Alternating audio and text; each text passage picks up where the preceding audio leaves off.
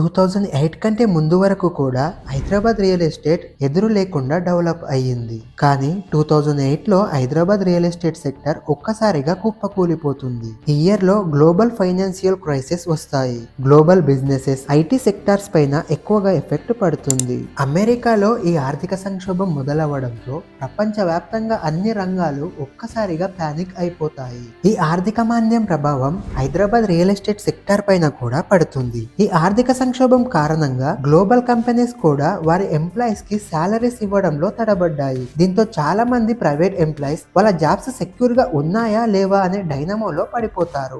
దీంతో houses, properties purchase చెయ్యాలి అన్న ఆలోచనని పోస్ట్ పోన్ చేసుకుంటారు. ఎన్ఆర్ఐ కస్టమర్స్ కూడా ఇన్వెస్ట్మెంట్ పెట్టడానికి ముందుకు రాలేదు. దీంతో రియల్ ఎస్టేట్ మార్కెట్ లో ఒక స్తబ్దత అనేది ఏర్పడుతుంది.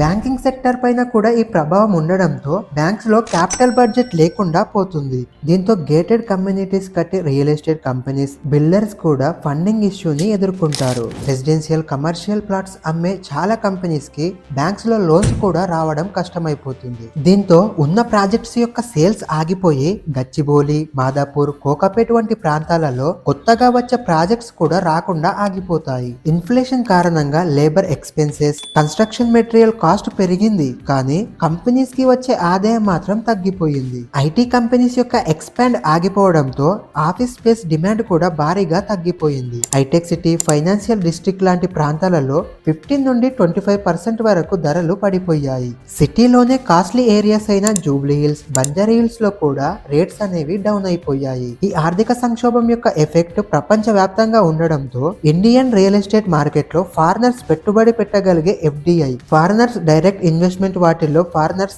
ఇన్వెస్ట్మెంట్ పెట్టలేకపోయారు. దీంతో హైదరాబాద్ లో కొనసాగుతున్న ప్రాజెక్టుల ఫండింగ్ సమస్య మరింత తీవ్రమైపోతుంది. ఈ టైంలో ఇన్వెస్టర్స్ కూడా ఇంకొన్ని రోజులు ఆగితే ధరలు మరింత తగ్గుతాయేమో అనే ఉద్దేశంతో ఇన్వెస్ట్మెంట్లు పెట్టకుండా వెయిట్ చేశారు. ఈ కష్టకాలం నుండి బయటపడడానికి చాలా కంపెనీస్ వాళ్ళ ప్రాజెక్టుల యొక్క ధరలు తగ్గించి ఫ్రీలాన్సింగ్ అని, బెస్ట్ డీల్ ఆఫర్స్ అని కస్టమర్స్ ని అట్రాక్ట్ చేయడానికి చాలా ట్రై చేశారు. సిటీకి అవుట్స్కర్ట్స్ లో ఉండే అగ్రికల్చర్ ల్యాండ్స్ యొక్క రేట్స్ కూడా పడిపోయాయి. చేవెళ్ళ, షాద్నగర్, మహేశ్వరం, కందుకూరు, కర్తాల్ ఇలా అవుట్స్కర్ట్స్ ఏరియాలో ఉండే భూముల ధరలు చాలా వరకు పడిపోయాయి. అలాంటి ఏరియాస్ లో ల్యాండ్ కొన్నవారు, లేఅవుట్లు వేసి అమ్మాలి అనుకున్నవారు కూడా నష్టపోయారు. ఇక ఈ ఇయర్ లోనే తెలుగు రాష్ట్రాల ప్రజలు మర్చిపోలేని ఒక సంఘటన జరుగుతుంది. 2009 సెప్టెంబర్ 2న వైఎస్ రాజశేఖర్ రెడ్డి గారు హెలికాప్టర్ ప్రమాదంలో చనిపోతారు. అలా వైఎస్ రాజశేఖర్ రెడ్డి గారు చనిపోయాక తెలంగాణ ఉద్యమం మరింత ఉధృతం అవుతుంది. దీనివల్ల మార్కెట్ ఇంకా పడిపోతుందేమో అన్న భయంతో ఇన్వెస్టర్స్ ఎవరు కూడా ముందుకు రాలేదు. 2009లో సత్యం కంప్యూటర్స్ చేసిన స్కామ్ కూడా బయటపడుతుంది. దీంతో Maytas infrastructure limited and Maytas properties limited కి చెందిన చాలా కంపెనీస్ ఆగిపోయి లీగల్ ఇష్యూస్ ని ఫేస్ చేస్తాయి. 2009 నుండి 2012 వరకు కూడా హైదరాబాద్ రియల్ ఎస్టేట్ మార్కెట్ ఒక స్టెబిలిటీ లేకుండా ఫ్లక్చువేషన్స్ కి గురవుతుంది. ఈ గ్లోబల్ ఫినాన్షియల్ క్రైసిస్ వల్ల రియల్ ఎస్టేట్ సెక్టార్ పెద్ద మొత్తంలో ఇంపాక్ట్ అయినా కూడా దీనివల్ల హైదరాబాద్ రియల్ ఎస్టేట్ సెక్టార్ కి మంచి కూడా జరిగింది. అది ఎలా అంటే 2005 కంటే ముందు వరకు కూడా రియల్ ఎస్టేట్ ఇన్వెస్ట్మెంట్స్ అనేవి చాలా తక్కువగా ఉండేవి. చాలా కొద్ది మంది మాత్రమే రియల్ ఎస్టేట్ లో ఇన్వెస్ట్మెంట్స్ పెట్టేవారు. చాలా మంది ప్రజలు ఫిక్స్డ్ డిపాజిట్స్, గోల్డ్ పైన ఇన్వెస్ట్మెంట్లు పెట్టేవారు. కానీ రియల్ ఎస్టేట్ కూడా ఒక మంచి ఇన్వెస్ట్మెంట్ ఆప్షన్ అని అంతగా అవగాహన ఉండేది కాదు. ఈవెన్ హైటెక్ సిటీ వచ్చినా కూడా చాలా మందికి ప్రాపర్టీ నాలెడ్జ్ లేక కొనకుండా ఆగిపోయిన వారు కూడా ఉన్నారు. ఇక సైబరాబాద్ వచ్చాక ఆ ఏరియాస్ ఎలా డెవలప్ అయ్యాయి, డిమాండ్ ఎలా పెరిగిందో ప్రజలందరూ కళ్ళారా చూశారు. ఇన్వెస్ట్మెంట్ చేయడానికి కేవలం FDs, గోల్డ్ మాత్రమే కాదు, ల్యాండ్ పైన ఇన్వెస్ట్మెంట్ పెడితే మంచి రేట్ పెరుగుతుంది, హై లెవెల్లో రిటర్న్స్ కూడా వస్తాయని నమ్మడం మొదలు పెడతారు.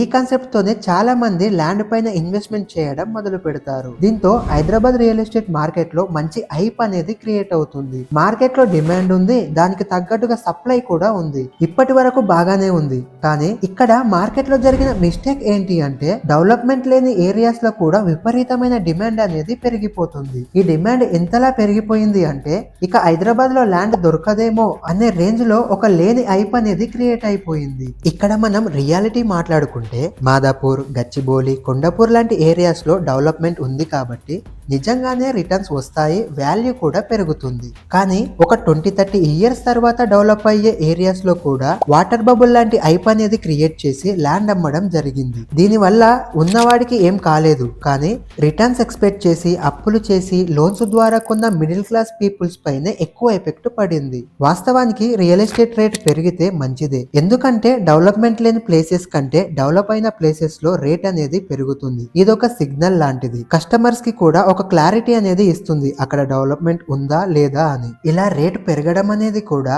ఒక ప్రాపర్ వేలో జరగాలి, అప్పుడే అమ్మేవారికి కొనేవారికి ఎలాంటి నష్టం జరగదు. కానీ ఆ టైంలో ఏరియాస్ కి సంబంధం లేకుండా రేట్స్ అమాంతంగా పెరిగిపోయాయి. దీంతో మధ్యతరగతి వ్యక్తులు ల్యాండ్ కొనే సిచ్యువేషన్ లేకుండా పోయింది. ఇంప్రాపర్ గా పెరగడం వల్ల డెవలప్మెంట్ అయిన ప్లేసెస్ కి కాని ప్లేసెస్ కి ఎలాంటి తేడా లేకుండా పోయింది. హైదరాబాద్ కి దూరంగా ఉన్న ఏరియాస్ కి కూడా విపరీతంగా రేట్స్ పెరిగాయి. 2008 లో ఈ ఫినాన్షియల్ క్రైసిస్ రావడంతో ఆ వాటర్ బబుల్ లాంటి ఐప్ అనేది బ్లాస్ట్ అయిపోతుంది. దీని వల్ల ముఖ్యంగా మిడిల్ క్లాస్ పీపుల్స్ కి చాలా మంచి జరిగింది. ఈ ఫినాన్షియల్ క్రైసిస్ రావడంతో చాలా కంపెనీస్ సస్టైన్ అవ్వడానికి రేట్స్ అనేవి తగ్గించాయి. ఎక్కడైతే డెవలప్మెంట్ అనేది లేదో అక్కడ రేట్స్ అనేవి తగ్గాయి.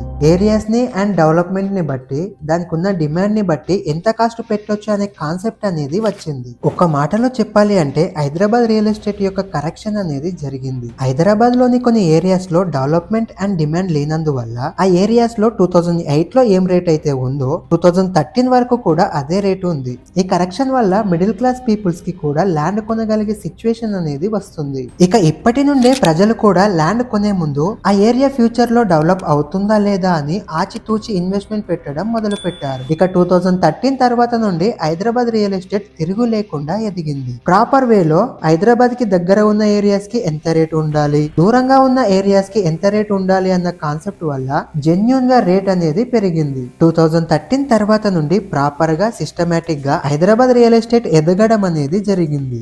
ఇక ఆ రోజు నుండి నేటి వరకు కూడా మన హైదరాబాద్ ఇన్ఫ్రాస్ట్రక్చర్ లో ఒక ఐకానిక్ అనే పేరుని తెచ్చుకుంది. ఈ హైదరాబాద్ గ్రోత్ దేశ ఎకనామీలో కూడా కీ రోల్ ప్లే చేసింది. సో అందుకోసమనే హైదరాబాద్ రియల్ ఎస్టేట్ సెక్టర్ అనేది ఇప్పటి వరకు పడిపోకుండా నెగ్గగలిగింది. ఈ వీడియో మీకు నచ్చినట్టయితే మీ సపోర్ట్ గా వీడియోకి ఒక లైక్ చేసి ఛానల్ ని సబ్స్క్రైబ్ చేసుకుంటారని కోరుకుంటున్నాను. మరో బెస్ట్ వీడియోతో మళ్ళీ కలుద్దాం.